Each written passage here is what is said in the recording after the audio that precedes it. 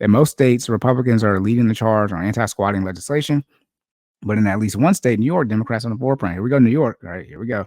From Oklahoma to New York, from Texas, Florida, and Oklahoma to New York. New York Democratic State Senator Jessica Scarla Spanton, who represents Staten Island and Southern Brooklyn, acknowledged there is little data to support claims that squatting is on the rise or even that it happens that often. Okay, so here's the thing. It's one thing to say this is not an issue and thus we're not going to spend any more time on it from like a legislation standpoint, tax dollars, cool. But they're continuing to spend time on it. So just put the law in place saying people can't squat. That's the thing. If you're saying it's not an issue, we're not discussing it anymore, bring us that new data, cool. But if you're still going to continue to talk about it over time, then just go ahead and put the law in place. Because if the question becomes, should squatters get more rights? The answer, in theory, should be no, right? Now you're talking about people overstaying their tenancy. They're overstaying their lease agreement. Is Tennessee even a word? They're overstaying their lease agreement, and now there's some type of issue there where should they be able to get kicked out? Things like that. They lost their income, all these various type of things. That's different. For people who have proof of residency and can provide a lease agreement, people who cannot, or squatters, it should be one phone call to the police and then they're up out of there. Now, whether or not you want to, make this a criminal offense to the point where you press charges and things like that, and now you got more people, in the police pipeline as far as on the criminal side, that's a whole other conversation. But saying that squatters should be able to stay in a house for days, weeks, or months at a time, and now landlords have to provide, proof and spend money to get them out. Oh man.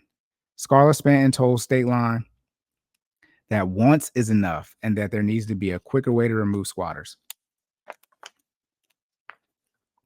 Okay, cool. So, it sounds like she's saying there needs to be new evidence. So she's like, again, I don't read these articles ahead of time, but it sounds like, it's that statement right there. That quote is a good quote. Her proposal, which made it into the state's 2025 budget signed by Democratic Governor Kathy Hochul, spells out clearly that squatters don't have tenants' legal rights related to evictions. Bet. Proponents say that it will make it easier for police to remove squatters. Okay, bet. She's just saying it's not a big issue right now, I guess. Some people will make the argument that this is a very rare occurrence, but I think if it happens once or twice, it's unacceptable. Yeah, laws shouldn't be broken. That's why they're laws. So once you break the law once, get punished to the full extent of the law. It's unacceptable. Scarlett Spanton said, it's always good to have data when we're trying to push legislation, true. But most importantly, I think that just seeing the cases that we've seen over the last couple of months in the news is reason enough to move forward with legislation. Okay, cool. So she's just saying there's no data. Oh, I'm reading this wrong. This is saying that Republicans are usually on the forefront, but in New York, they're Democrats. Well, New York that's a redundant statement. New York is a Democratic state. I can tell you that. All right, some landlords and property owners in blue states are hoping their lawmakers join the anti-squatting movement. In California, Cynthia Chindester's run-in with the squatter at her 95-year-old mother's home led to a prolonged legal battle that required domestic violence order to get the squat. Y'all, welcome to the Court and Full Effect podcast. I'm not saying like I swear to you, I do not read these articles ahead of time. I told y'all it's going to turn to a DV situation where and California is one of the states I mentioned where if they show up on DV, somebody's going to jail. Again, in California, Cynthia Chidesters, how you pronounce Chidesters, running with the squatter at her 95-year-old mother's home. Again, I told you people dealing with situation with their parents. Look, prolonged legal battle required domestic violence order to get the squatter evicted in April. What do y'all want me to say? In an interview, Chidester says she wants lawmakers to take the issue more seriously, including passing laws to expedite the eviction process for squatters or unwelcome guests. And when it says expedite here, expedite should be, you call the police and it's done immediately. Like any other, in short, criminal offense.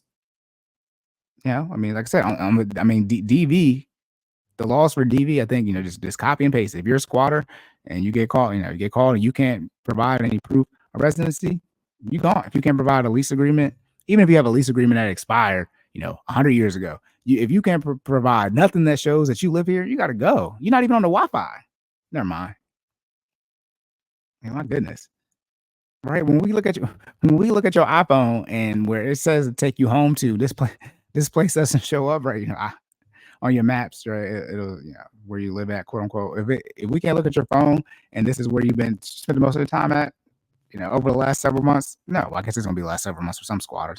But a lot of times the squatters are being found, before that, it just takes forever to get them kicked out. Because, in long story short, let's say that you find a squatter, right, the day that they move in, but it's a civil matter, right? So the police can't take them out. They said they only been here today. The police like, we don't, it's hearsay. They saying they've been here longer than whatever the time is to get it removed. You're saying they're not, and neither one of you have evidence right now. So civil matter, you got to go to the courts. Then by the time you take them to court, they end up. By the time you get in court, they actually end up being there long enough to be that in short, quote unquote, have some type of tenants' rights, right? I mean, that's where it gets like real tricky and like crazy. It's like they haven't been here long enough. I called the police in time, but there's no proof to say they haven't been here long enough. By the time I get to court, they've actually been here long enough to say they have some rights to the property. Insanity. Alexandra Alvarado, Director of Education and Marketing at the American Apartment Owners Association Industry Group, told Stateline that squatting has been a nightmare situation for landlords and property owners since the pandemic. I told you, pandemic timeframe when many offices emptied and vacation rentals sat vacant. Removal process needs to be more efficient with housing courts backlog since the pandemic, she said. Understandable reference to the housing courts being backlogged. In our industry, squatting has been an issue. I think what's changed is the media's attention to it. Okay, interesting. Alvarado said, we think there's been a rise in squatting. It's difficult to show because we don't have the numbers, and a lot of these cases aren't handled much differently than a standard eviction case. So they're saying the eviction numbers have been going up though, right? But they haven't, I guess, been tagging them as like squatter eviction. What that sounds like. But Dunn of National Housing Law Project worries that recent bills could lead to a rollback of eviction protections. I wouldn't say you evict a squatter. You evict someone who had some type of tenant rights to the property, and for whatever reason they violated that paperwork. All right, a squatter is someone who doesn't have, shout out to Dr. Umar Johnson, white man paperwork. Squatters don't have any paperwork, right? That's the conversation. When you don't evict a squatter, right? If they want to care so much about the verbiage, right? Or let's just call it squatter eviction, so you can delineate in the data. But sitting here trying to act like you're evicting someone who was never supposed to be here in the first place is insane. Landlords spanning 10 states and 34 cities filed nearly 1.1 million eviction cases in 2023, a year-to-year increase of more than 100,000 and 500,000 more than 2021. My goodness, that's double. Whew. According to Eviction Lab, a Princeton University research group that tracks eviction. It's called Eviction Lab at Princeton. What are they doing at these major universities? Shout out to the major universities doing the Lord's work out here, I guess, doing the data and research. It's not like tenants have great protections in the majority of states as it is. They're not tenants. And see this, Mr. Eric Dunn.